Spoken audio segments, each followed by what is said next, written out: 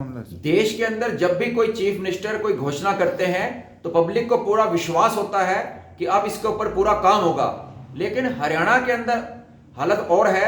यहां पर जब चीफ मिनिस्टर श्री मनोहर लाल खट्टर जी कोई घोषणा करते हैं तो वो घोषणा हवाई बन जाती है, उस पर कोई काम नहीं होता। इसलिए वो मुख्यमंत्री ना होकर एक घोषणा मंत्री बनकर रह गए हैं। 2 साल पहले 9 दिसंबर 2019 को पंचकूला के अंदर लाखों रुपए खर्च करके एक बहुत बड़ा फंक्शन किया गया, जिसमें चीफ मिनिस्टर साहब ने इंटरनेशनल एंटी करप्शन डे के ऊपर यह घोषणा करी कि हरियाणा से भ्रष्टाचार को दूर करने के लिए सीएम सेक्रेटेरिएट के अंदर एक एंटी करप्शन सेल बनाया जाएगा हाई लेवल पर, और कोई भी व्यक्ति शिकायत करेगा उसका नाम गुप्त रखा जाएगा, और कोई अगर उसकी शिकायत सही पाई जाएगी तो उसको पब्लिकली सम्मानित किया जाएगा। अगर वो चाहेगा तो उसके घर पर आकर सरकार उसको सम्मानित करेगी। इसी के बारे में जब हमने पिछले साल ये पता किया कि सीएम साहब की उस घोषणा का क्या चल रहा है, तो हमारे को बताया गया कि सीएम साहब की घोषणा पर जल्दी नोटिफिकेशन जारी होने वाला है और बाद में आपको बता दिया जाएगा।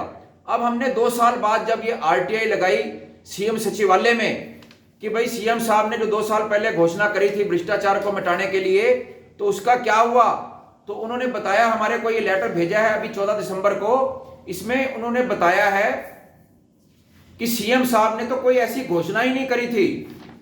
अब यानी कि सीएम साहब की घोषणा हवाई हो चुकी है।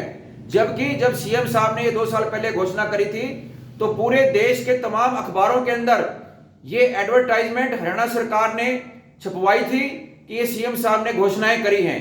ये फोटो सहित उनका प्रूफ साबित है, सामने है, और इस पे लाखों रुपए खर्च किए गए।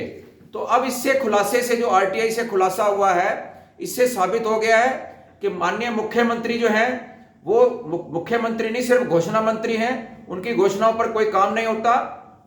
और सीएम सचिवालय के अंदर एक आईएएस और आईपीएस की जो भ्रष्ट अधिकारी हैं, उनकी एक बहुत बड़ी लॉबी जो है, हावी है, जो सीएम की अनाउंसमेंट को भी जो है वीटो पावर करके खत्म कर देती है।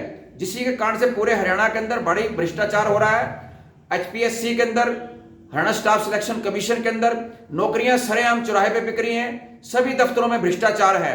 हमारी मांग है कि सीएम ये पूरे हरियाणा से भ्रष्टाचार को मिटाया जाए। इसके लिए सीएम की जो घोषणा थी उसको लागू किया जाए।